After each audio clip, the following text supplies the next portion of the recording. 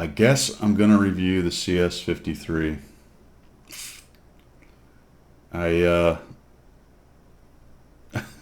It crushed me, guys. Just this tank hurt my feelings, all right? This tank hurt my feelings. Look at this tank. It's actually pretty cool looking. It sort of invokes Russian-esque design with maybe a little bit of American stuff thrown in there. You know, the back of the turret. It's a rounded. Oh, it's not quite the dome turret, but it's very rounded. It's got some angles. I'm going to tell you what. That's where it ends. That is where it only invokes vaguely the thought of that. It does none of what you would expect a Russian tank to do. Well, it's not Russian, is it? It's Polish. It's Polish. It is the Tier 8 Polish medium tank. A line that was kind of described as hard-hitting. And what was interesting is the Tier 5 135 Alpha, the Tier 6 240 Alpha, the buggy. By the way, you can see my reviews on all of those. The Tier 7 300 Alpha, and you kind of got the idea that, all right, we're going to have hard-hitting guns. Not at Tier 5, and the 6 was kind of hard to employ. The 240 was not great. The 7, pretty darn good tank on it. Things were looking up, and I went, all right, if the 8 does what the 7 does at its tier, it's going to be pretty awesome. And that this is the concept Wargaming has talked about, that we want all the tanks in the line to play similarly and to take on similar roles. And you are going to be sorely disappointed because it doesn't. Now, I am going to save you time if you don't want to watch the rest of this review, and I'm going to tell you that this is below average. And if I went with pure feelings on it, I would say it's well below average. I did poorly in this tank. We're going to talk about that as we go. But if, in a more objective sense, it is below average at Tier 8 as a tech tree tank. I'm not even going to compare it against premiums. At this point in the game, there's no sense in comparing premiums and tech tree, because the majority of premiums, especially anything new within the last couple of years, are more or less head and shoulders above. And it's a mess at Tier 8 anyway, because there's so many. Also, there are some preferential matchmaking premium mediums like the Type 59 and the T-34-3. T-34-3 is kind of a similar idea in that it's a really hard-hitting gun, but it's a premium and it has preferential. So we're just going to compare it to tech tree tanks, and it is below average, with an arrow pointing for Guido down to well below average on this tank. But the honest opinion of it is, as a tech tree tank, below average. All of the definitions, or at least the vehicle details, are basically the same on these. They're in the 1950s, the Military Technical Academy of Warsaw was developing projects, and none of them really saw the light of day. Basically, the Soviet designs superseded all of these, and the Poles used Soviet designs as being behind the Iron Curtain, or being part of the Soviet Union. So there you go. Fantasy tanks, really. Some designs found but fleshed out by Wargaming, and here's our Tier 8. That being said, it was an open slate and could have been good, or at least competent. It would have been nice if it was even competent, but it's not. We're going to talk about that. Standard stuff. That's your overview. Go to the tech tree, look at the considerations, the 3D model, a comparison amongst its peers, poor thing. My stats, poor thing. My setup, maybe that's part of the problem, I don't know. And some examples of gameplay for the CS-53 Tier 8 Polish medium tech tree tank. Let's get on to it with the tech tree consideration. As I've said, for the DSPZ, the buggy, and the CS-44, the crew positions are all the same. That's nice if you're moving crew. Unfortunately, this is the one I've been warning you about, where the radio operator changes for one tank, and one tank only, the commander to the gunner. I don't know why. I don't know why. I hope it was a mistake and it gets fixed, but it's silly. In any event, your loader is your radio operator for this one tank. So if you're moving crews through, you're going to have to retrain him, or just accept that he's not going to be able to use those skills, and move him on to the CS-59, where it goes back to the commander being the radio operator. that's the best that can be said about it. The Pudel, and if you have your Rudy set as a Polish tank, then you will be able to train the exact same positions. In the Pudel, you're going to have a dedicated radio operator, which is slightly different. So some of those skills won't work. Obviously, if you're a commander or loader, depending on which one of the Polish tanks you're putting the crew into the Pudel from, will have a skill they can't use while you train them in the Pudel.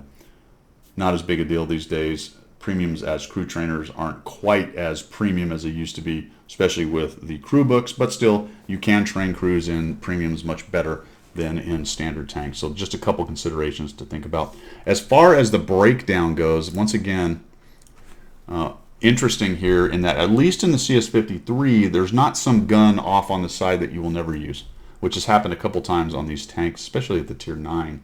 There's an entire gun that you just wouldn't even bother unlocking except to elite it, which is just kind of drives me crazy. At least in this case, you have to progress through the other gun. The other two guns, okay. Why does it have two extra guns? I don't know. I don't know why you have to go to a 100 millimeter that is only marginally better than the 100 millimeter you start with. I don't know.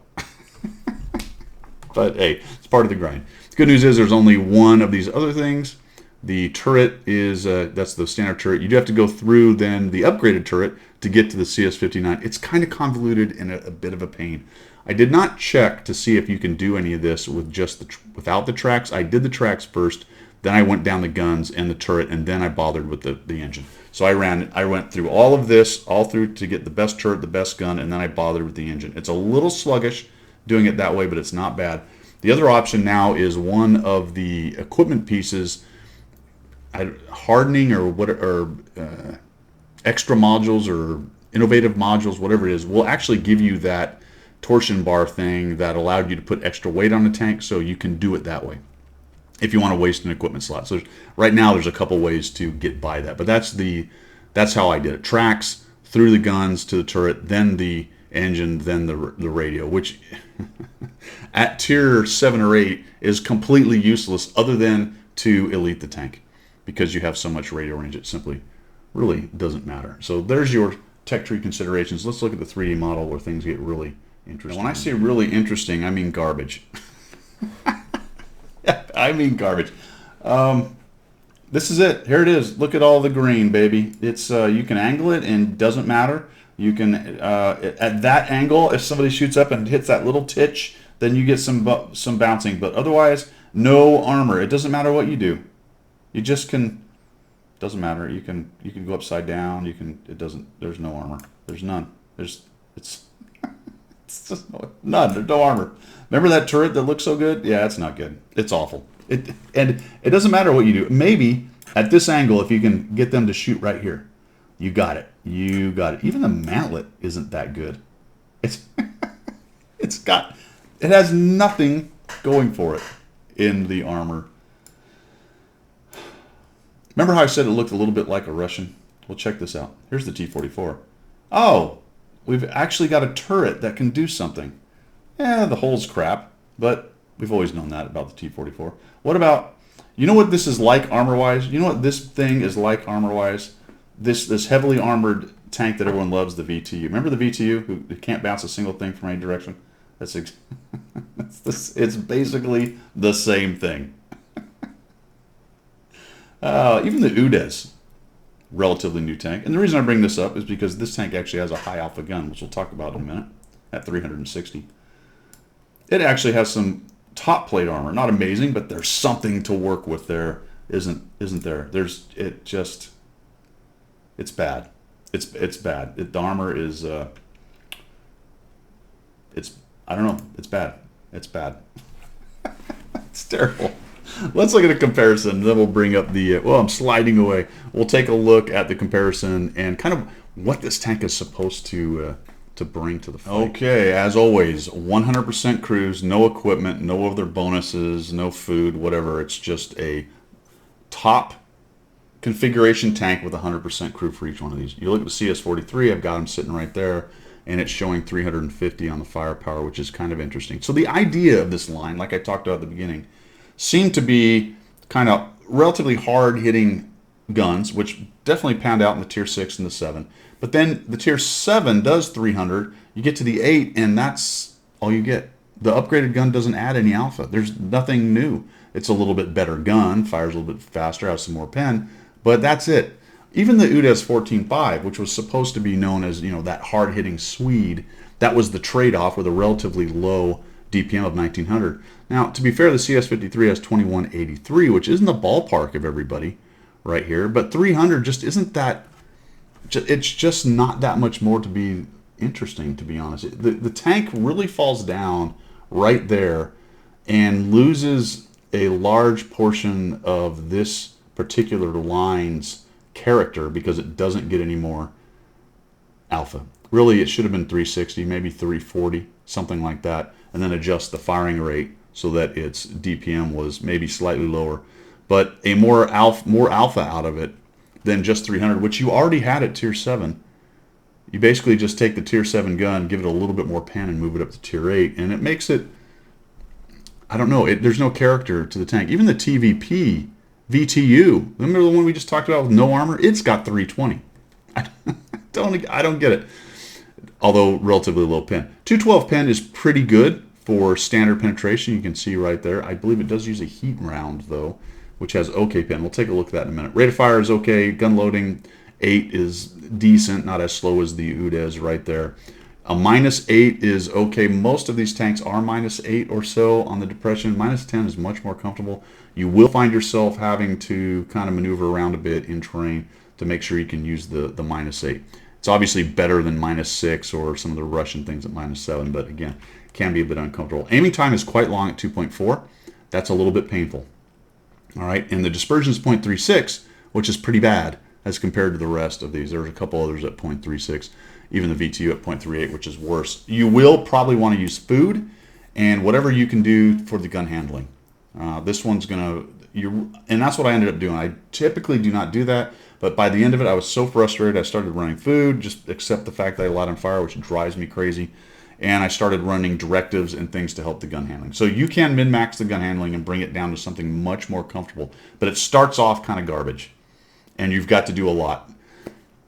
The same thing can be done to a Panther too, who starts off with good accuracy and then gets even better as you add things. But still, you can get it to a comfortable level. Hit points are on the low side at 1300 compared to the rest of the tanks. There's the armor. It looks good on paper, doesn't it, folks? It looks good on paper, okay-ish. It's just, there's nothing there. There's no place that the armor of this thing, there's no angle, there's just nothing you can do with it. You are going to get panned nearly every time, everywhere. It's painful. It is painful.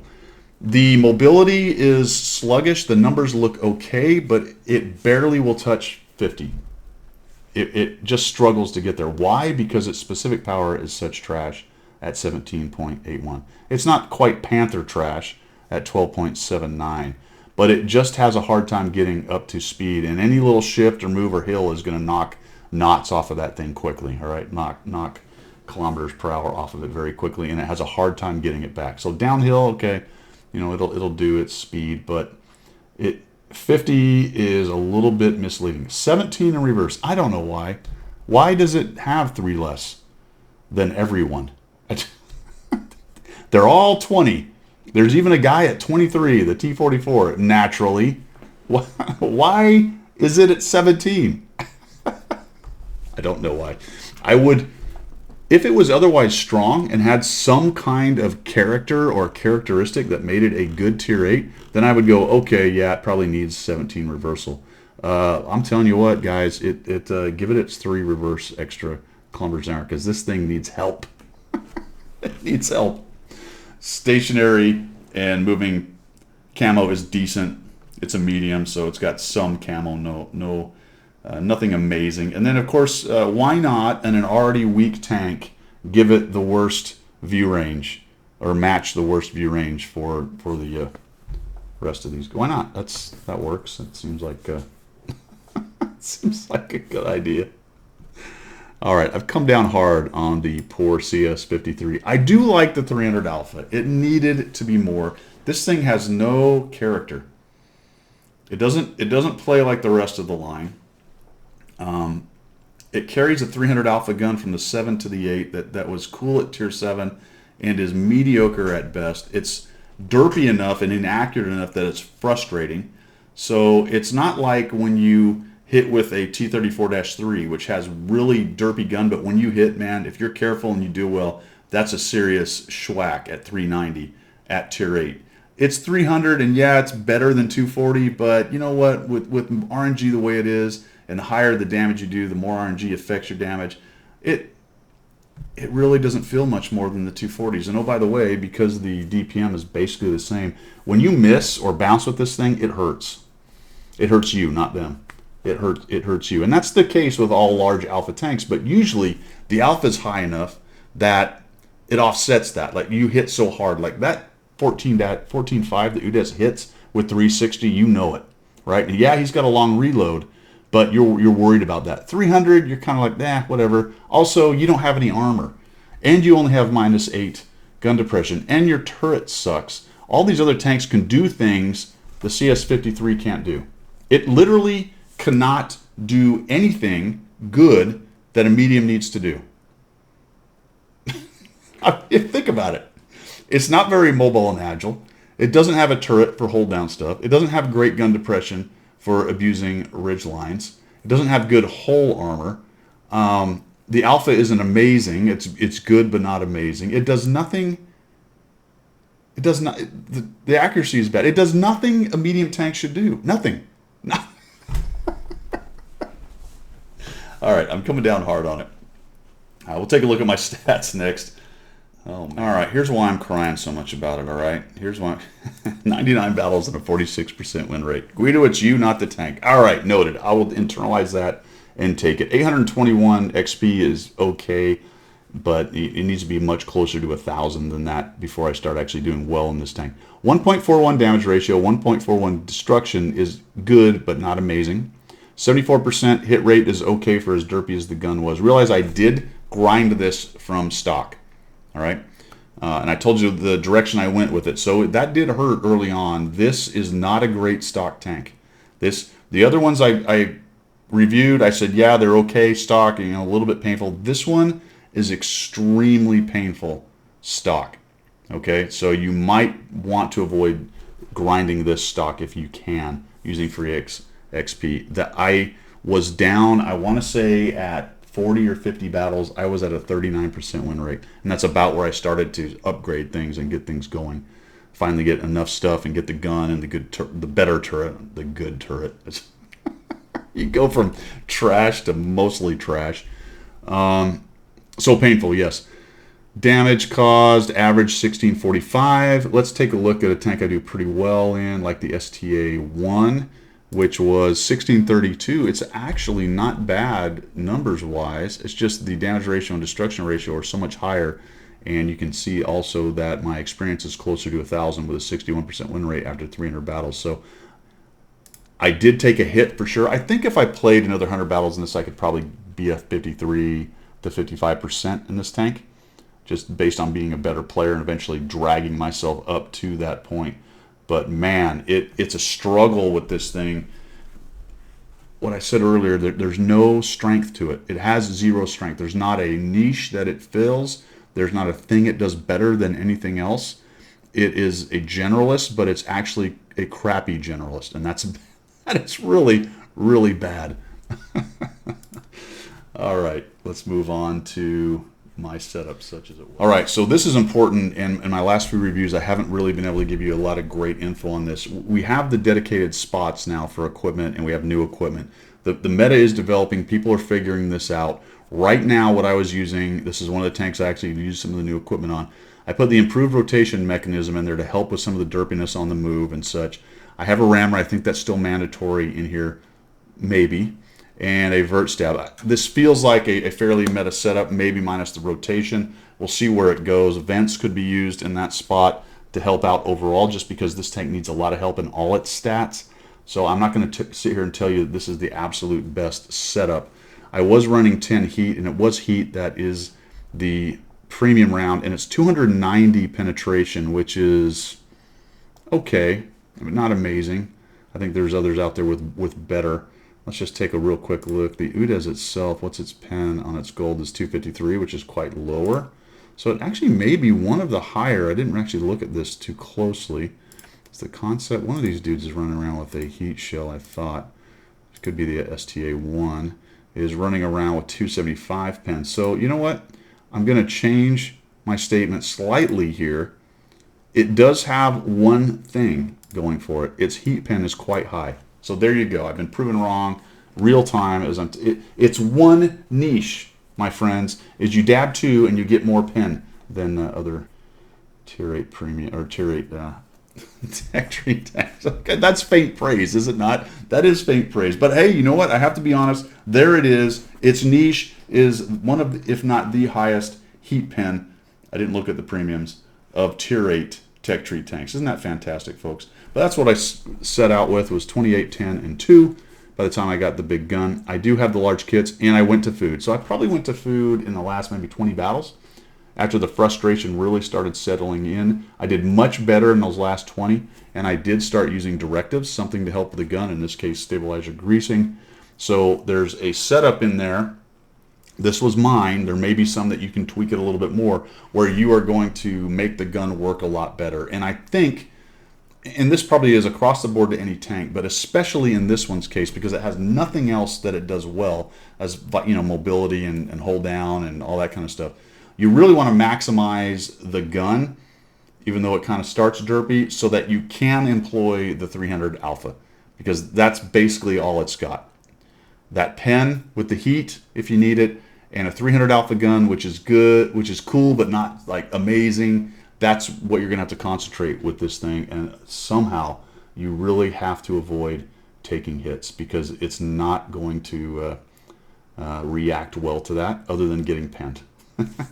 That was my setup on that. Let's take a look at some examples of gameplay. Example number 1, stock vehicle. At least I have my coffee to enjoy myself, because I did not enjoy this. All right, enough of the crying. You know, I think I got tank fished with this tank, because when I first loaded in and I saw that, look at that low slung profile, I thought to myself, that looks like an LT-432. LT-432s are really good tanks. This is going to be fun. Yeah. So instead of getting catfished, I got tank fished. I did, because it was not good. Also, that's the stock turret. The upgraded turret is a great big bulbous monster. I don't know. It's like so many things with this tank. I don't know. I don't know. But we're going to go ahead and head on in here. And Siegfried line, I just wanted to show you some stock gameplay. So this is the stock gun that comes from the CS-54. It's still dropping 300. Remember, we talked about that. It only does 300, and even the upgraded one does 300. Yay. 168 pen, and then with its heat round, gets up to a reasonable 220. All tier 8, that's probably okay, but a bit painful. Stock gun, what do you expect? It's not a horrendous stock gun, but it's not great either. And you'll notice how slow this thing was for a medium. It just took forever to get up there. It's okay on flat ground. It'll close in on 45, 50, something like that. This guy becomes raging and we'll turn around, put a shot in there, and get a nice high roll at 325, so that's always cool. And it's looking like a pretty good start. I'm thinking, all right, this is all right. I've still got that guy auto aim like a Muppet. He comes around, looks like he wants to make another pass. My team is, I don't know, what are there, 3 of them back on the red line back there. One guy hasn't even left cap, the JT. Decent push into town, so we're not in a bad position right now. And I just let this silly guy get a shot on me. It'd take me forever to get a shot on him. I finally do. Another nice high roll of 319, so that'll work. Chase him out. I was thinking he might try to make another pass, but he gets killed. And we actually kind of get off to a decent start here. This ends up being a loss. Come back around this way, look for maybe a shot on the Lurva. Medium tank, and you see how kind of sluggish it is. Most tanks are in their stock configuration, at least obviously compared to what their top config will be with their big engine. And it's especially painful if the tank's a little sluggish anyway. And you know, I'm kind of showing this because it's not, the shape of it and the design, as I said earlier, is evocative of the Russian design, where they have very good, what is it? not clearance, but ground terrain resistance. So they can kind of spin around, and they're very agile. Center turret, so it's easy to fight in tight spaces like this. You can go forward and back, and you're not exposing a bunch of the back of your tank or the bunch of the front of your tank. Probably one of the better designs based on how the game is played, obviously, being Russian and all that. And that's what this thing kind of looks like, but it doesn't quite, it is not quite able to do that. So we catch this guy out just a bit. See if we can get a little shot into his back there. Here we go. And we drop another high roll at 334. So, see, I got tank fished. The first game, this is my first game in the tank. This is going to hurt. Oh, we bounced and we got thumped for 295. Well, thank goodness he also was running the stock gun, looks like. Well, that was a pretty epic low roll. So I take a hit I didn't really want to take. I don't get the shot in there, and we're still looking pretty good at 3-2. Their EBR gets around to the back. Our Lynx is chasing them down. We're pushing into the town, and really this is a case of over-aggression on the team. We kind of created a slight advantage, and then we got a little bit greedy pushing in on these guys and coming around the corner getting thumped multiple times. So I'm thinking, hey, I'll help this PR take this other PR down. Should be no problem. He shoots. I think I missed, actually, that he shot. I must have missed that. Should have been out there getting a shot on that guy. We'll kind of figure out a way to get in there and get a shot. I am spamming the key. Here comes the M449. They both shoot. I'm going to come in here and see if I can get a sneaky on this dude. Here we go. With a little high roll at 303. Man, oh man, did I get tank fished by this thing. I'm telling you what. Fender goes in and then starts side scraping, which blocks everybody. So good for him, bad for this little corner push. You know, nobody can do anything while he's sitting there side scraping and blocking everybody. So I'm going to have to change position here. We got the lure to maybe come around the corner. So we're going to put a shot into this guy. There we go. Nice, nice. Finally, the low roll shows up at 250. I just noticed that the Centurion has actually moved up, and now I'm in big old trouble. I really should have bailed out. Not the Centurion, but this. That was just a terrible shot. I should have, as soon as I saw him and noticed him, the pilot, I should have bailed out and found somewhere to hide, but I kind of YOLO in thinking we're pressing an advantage, and all of a sudden it disappears. So I dropped 1,541, 515 assist. Not great gameplay on my part. Didn't have a whole lot to do with the tank. The good news here is, stock-wise, because I was fighting in such a small area and didn't need to really reposition quickly, it didn't hurt me as much. So the tank is minimally capable as a stock configuration. Obviously, at all tier 8, it's going to be a little bit, or a lot of bit, more difficult against tier 10s when you're stock. Let's move on to the next example with the second gun.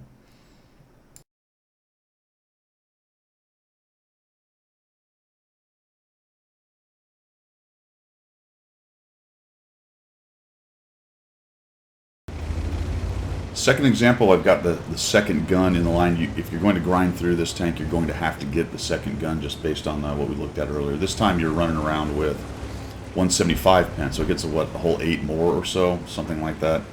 And then 230 pen, ooh, you know, is that 10 more? Yeah. The second gun is nearly completely useless. It's just an XP sink. Very, very disappointing. There's literally nothing going for it other than a very small buff on a couple stats right there. So we're going to push up here. It may actually have a higher DPM, more than likely it does, and maybe some better gun handling. So we'll come up over here. We're on whatever this is called, Serene Coast, spawned into the south. We do have some tier, here's a CS-54, and get a little bounce off of that. We do have tier 9s going on, so we got 2 CS-44s. They hit hard. They've got that same 300 alpha gun that I do. At least as far as the alpha goes. If they're upgraded, then they've got what I've had as a stock gun. Just sneak one in there, no problem. One of them goes down pretty quickly. He's going to have a hard time against the 252, you, me, and whoever's next to me, all the various guys that are up here. He's trying to make a runner. Smart move on his part, but maybe a little late. There goes the CS-44, and look at the nice speed on that thing. It is a fairly zippy tank. And you got the enemy hanging out right there. We'll just go ahead and thump some heat into that dude, and we've created a pretty good advantage, 4-1. We're chasing down a light and a medium that are unfortunately in the middle. We've got the wolf pack going on. Looks like back at the peninsula, they've sent most of their power there. Looks like the Defender and the Tortoise, I believe, are down there. The guy's shooting at the 252U, and I'm spotted. So I'm going to take some low ground. I'm not really sure what's hitting us from back there. Probably one of those TDs. We'll swing around this way. I've got 1100 damage. Like I said, decent mobility going downhill, but because of the specific power, it's a pain when you're trying to go uphill or you're dealing with bad terrain that has bad ground resistances or negatives or whatever you want to call it. Mud and such, right? Mud, sand, that kind of thing. And hills especially. Going up any hills is very miserable in this thing. So we'll come around here and try to sneak in. I was going to go all the way around the back, but there's a couple dudes over there, the Ferdinand and whatnot. If they spin around, they can put their guns on us. And then we find the tortoise. I thought the tortoise was actually on the peninsula, but he is camping back in the back. Because he's busy, that gives me some time to just kind of sneak some well-aimed shots into his hatch right there. Weak spot on the tortoise. He's busy shooting other people. That helps out for me. There we go. That one bounced, unfortunately. Now I'm spotted, so it looks like the first shot he didn't know I was there.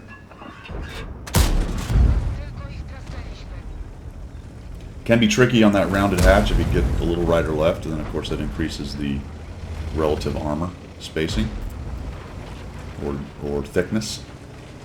So we'll stop poking the tortoise in the face and come around here where it looks like we've got all kinds of guys coming in from the peninsula. And not a great idea here. I kind of need to get, there you go, I need to get over to some terrain, some rocks to protect myself. Now I decided, whatever, let's push up here. They're starting to even it up just a little bit. I mean, it's not as all is not lost for them, but then I find the tortoise on the juicy side. Is always nice, and now they're in trouble. He does kill one of us. Looks like he's trying to turn around a little bit. Just shoot in there. Unknown if I did damage. We find the scorpion, and I get thumped by both. That was kind of unfortunate. The tortoise was able to turn around on me. Come up here. We'll go ahead and auto aim the scorp. Shoot that guy. Try for a ram. Now I'm taking all kinds of shots. No, he doesn't want the ram. That was probably a good move on his part. Down goes the Super Hellcat, down goes the Scorpion, and now we've got this thing under control. We've got 2,266 damage, and we've got these guys cornered. Go ahead and thump one into the 103. A little bit aggressive on the maneuver. I probably could have just aimed in nicely on that and had a little better shot. 3,002 dies, and now it's just an IS-3 and the Scorpion. Remember, folks, just W. Always go towards the hit points, even if you think you're not going to get a shot. You never know. They may kill that guy that's coming before you. They may bounce the second guy, and you might actually get a shot. I don't think I do here. I don't think it's in the cards. This is almost 3,000 damage game, but I get the damage from the extra damage from the. And this is going to bounce, I think, as I recall. Yeah, I get the extra damage from the blind shot into the tortoise, and down goes the IS-3. So I'm just almost at 3,000. 2 kills and 591 assists. That's again the second gun. More useful than the first gun, but all very much similar. The tank is not going to be much happier until it gets to the big gun. You'll note that I'm still using the small turret because the turret is the last thing you have to do before the big gun. So it's a little bit convoluted. Right now I'm running with the tracks, the second gun, and then I'll have to get the turret and the last gun, and then I upgraded the engine. All right, third example, fully upgraded.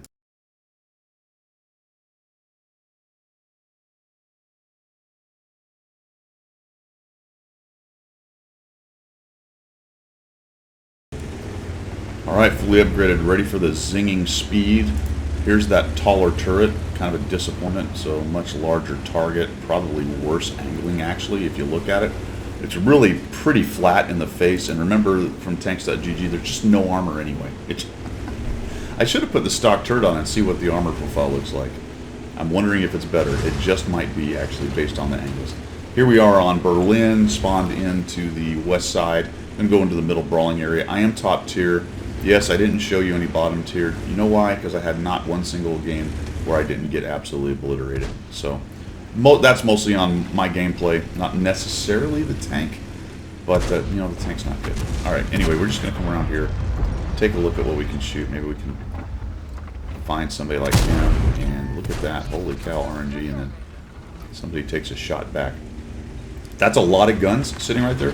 I really don't feel like bapping them in the face, so I'll take the risk of maybe taking some arty damage. I would like to get around here and see if we can start doing things like that to the IS. A little high roll at 323, so that'll work. As far as this gun goes then, the larger gun, you see it's got the, I said, mobile brake on the end of it, yeah. So you got the muzzle brake going on. You've got 212, which is pretty reasonable for standard for a medium at tier 8, and then a sweep like we talked about, 290. That's quite a jump from 230 to 290. The Top Gun giving you what? Math and Public 60 more, and there's the Arty. So I really don't want to stay here too long. Of course, we got the Proto there as well, so I really want to get around this corner. Let's just get rid of this. There we go. And I do happen to bounce the IS shot. That works. Hey, look at that. We actually had a bounce, 250. We'll come in here on these guys. The Achilles is out in the open. Kind of a waste of heat on him, but that's what I had loaded up. We take him down, and now I'm in the middle, and the Super Hellcat wants to come shoot me in the back. Kind of a bad situation right here because I'm getting pinched, and I can't really cross over here very easily. Try to put one into that guy. And that stinking Super Hellcat is lurking around. I need to start removing guns. Kind of ignore the Hellcat. I was really hoping the Black Prince would do something. Hellcat's thinking, hey, I want to come around the corner, shoot Guido in the rear.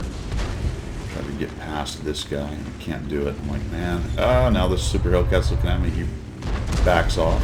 I was hoping myself and the T-28 could go get the prototype, but unfortunately, our T-28's getting wrecked. Now I'm thinking, I don't want to get crushed. Oh, I did get crushed. I was just hoping that he would not be able to get that shot off, but he did. So we'll come in here and get rid of. Now that clears up the 6 o'clock. So I'm feeling much better about that. Got 1,700 damage. TL1 LPC is in pretty good shape. Doesn't take a shot, and this is going to put me at risk for being a Muppet. So I get a shot into the CS, and then the Tiger 1 comes in and clips me as I'm trying to back out. And I'm thinking, I don't know really why you want to go in there, Tiger 1. I think you're about to take a big hit. And I say, okay, fine, you took the risk. And I eat another one from the CS, which was waiting for me to do that. And now my stinking turret is damaged. I'm waiting for it to get fixed. Am I going to be able to help him get rid of the TL1 LPC? The Tiger just really makes it happen for the team. He goes in there and just tanks some damage and shoots guys and ends up dying. Let's get another shot into this guy. And we whittle these guys down a little bit. Unfortunately, the team wasn't really able to take advantage of it based on we were a little bit outnumbered here, actually. We're starting to beat these guys. Another 200. That was a low roll at 258. Wouldn't have mattered, though, because he's got 200-something hit points. Now the CS-54 is coming in, and they're looking at this going, hey, we have an advantage on these guys. And now they have a big advantage on these guys. A huge advantage on these guys. The Proto dies, though, so the easy it gets him, and now I'm running for it. I got to get out of here. So I'll come around here and try to hide from whatever I can on this little rubble pile. I know they can come around behind me, so I'm really in bad shape. There's nobody around to help me. That guy wasn't really looking at me. I'm able to put 274. Oh, a low roll keeps the guy alive. And I'm just hoping I can somehow not... Oh, my goodness. Then this dude comes at me, and he's not quite ready to shoot. Gets ammo rack for a whole 180. But the jig is up here pretty quickly because I'm thinking, no kidding, someone's going to come around behind me. Artie helps me out. Now I'm just going to try to push in here. And that's when I should have just gone right around the corner. I blew it right there.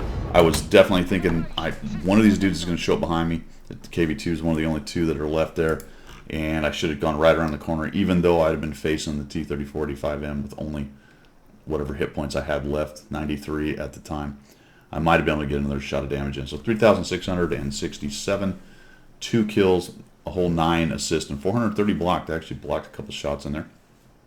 Top tier, Top Gun actually, did a pretty good job on that. And I titled that one, this is about as good as it gets. Because it really was. It might even be my top damage game, actually, if you look at my records. I think 36-67 was. This may have been the best game I had in this thing in the 99 battles I had in it. It was quite the grind. Let's go ahead and wrap it up.